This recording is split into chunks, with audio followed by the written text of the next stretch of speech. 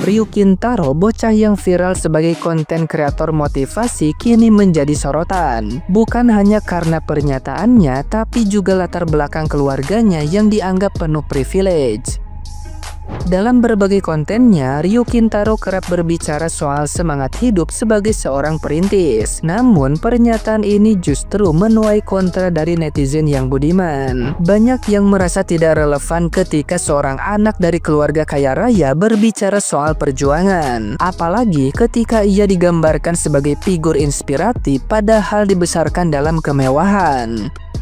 Tak ayal, Ryukin Taro pun dicibir sebagai bocil perintis. Sindiran halus bahwa perjuangannya dianggap tidak sebanding dengan mereka yang benar-benar memulai dari nol. Kritik publik semakin deras ketika netizen yang berbakti mulai mengulik siapa sebenarnya orang tua di balik bocah viral ini.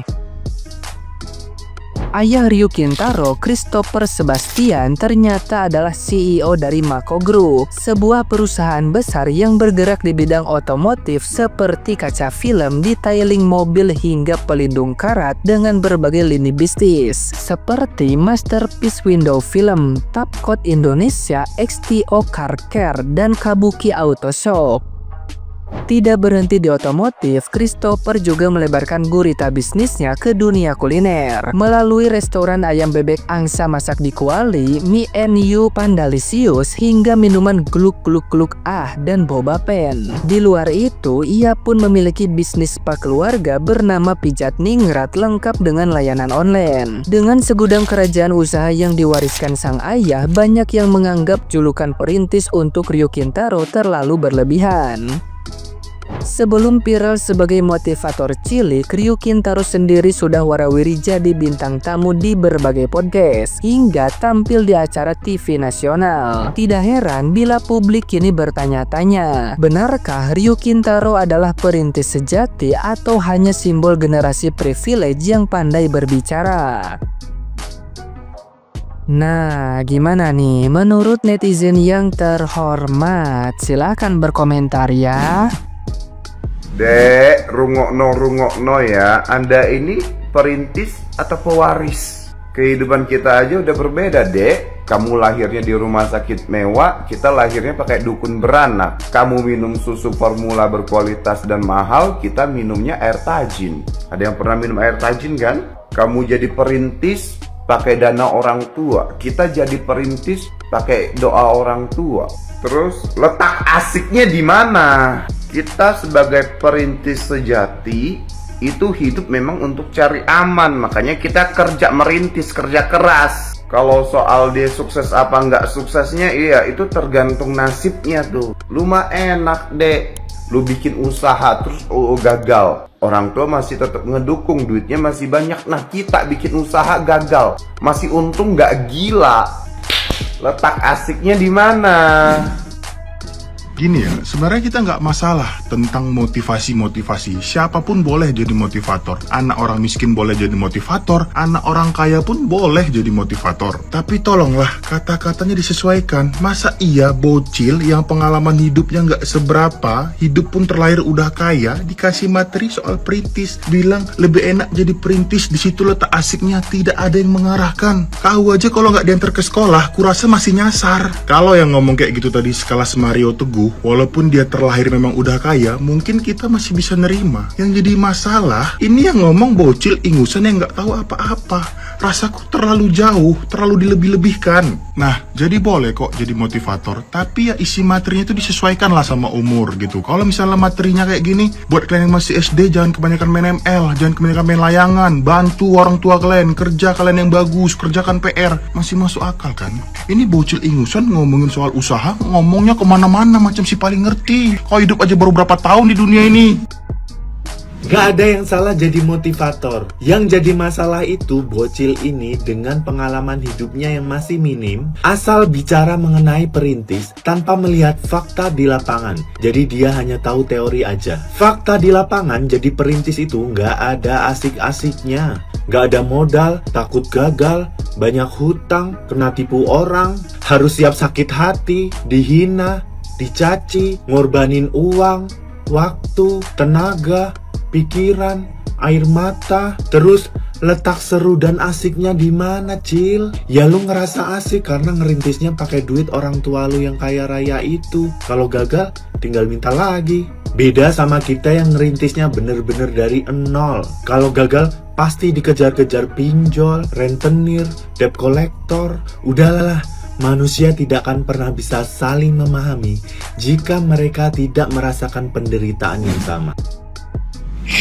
Enggak ya Rio, suami aku main sepatu roda dari segede kamu sampai sekarang belum bisa sekaya kamu. Lihat tuh suami aku, udah menang di Singapura, di Malaysia, di Indonesia udah gak kehitung, udah pernah masuk 10 besar di Perancis. Mana? Gak ada sekaya kamu. Sampai sekarang dia masih nomor 1 di Indonesia, belum ada yang ngalahin, belum bisa sekaya kamu. Karena apa? Dia perintis, bukan pewaris. Kamu mau iPhone aja yang harganya puluhan juta dikasih. Suami aku mau sepatu roda yang harganya cuma 7 juta, harus kerja dulu. Gak ada ya Rio, gak enak jadi perintis. Kamu ngomong kayak gitu karena kamu belum ngerasain kerja banting tulang buat bayar kuliah. Kamu gak ngerasain, gak akan pernah. Tolong dong, ini orang tuanya kenapa dijadiin motivator umur segede gini? Ya emang sih dia tuh bagus ya, si Rio ini tuh nggak yang aneh-aneh gitu. Tapi kalau untuk jadi motivator, nggak dulu deh kayaknya. Buat adekku Ryu Kitaro yang lagi banyak dikomentari abang-abang perintis karena statementnya ngomong kalau perintis itu lebih menyenangkan daripada pewaris. Adek di sini posisinya sebagai apa ini? Motivator. Tapi kan adek kan tidak pernah menjadi perintis. Gak ada perintis dek yang unboxing uang THR 75 juta dek. Udah gitu dia unboxingnya nengok uang 10 juta mukanya flat. Dapat iPhone mukanya flat cuman kayak 10 juta iPhone. Kalau abang-abang perintismu ini dapat kayak gitu dek, demam 3 hari, nggak nyangka gitu kok ada yang ngasih iPhone THR gitu loh dek. Paling jatuh-jatuh dapat cepet limpul, itu pun dari keluarganya yang merantau karena udah nggak pulang ke kampungnya 3 tahun. Jadi jangan merasa adek itu perintis, nggak ada dek perintis dapat THR 75 juta dek. Betul aku bilang, abang-abangmu perintis ini mungkin uangnya bisa sampai 75 juta, tunggu Prabowo 2 periode dek. Mungkin, itu pun kalau sanggup ya gitu. Jadi nggak usah berada di posisi ini gitu loh. Ada nggak perintis adek? Abang-abangmu ini dek lagi di fase tidak butuh motivasi, tapi lebih butuh kerja, bam. Lebih butuh duit, bam. Nah, itu deh. Jadi lebih bagus nggak usah disenggol-senggol abang-abang kita yang perintis ini. Biarkanlah dia struggling dengan usahanya gitu. Karena kalau nggak disenggol, mereka diam aja kok. Kerja aja, kerja tiap hari, udah kerja gitu loh dek. Adek main Roblox aja.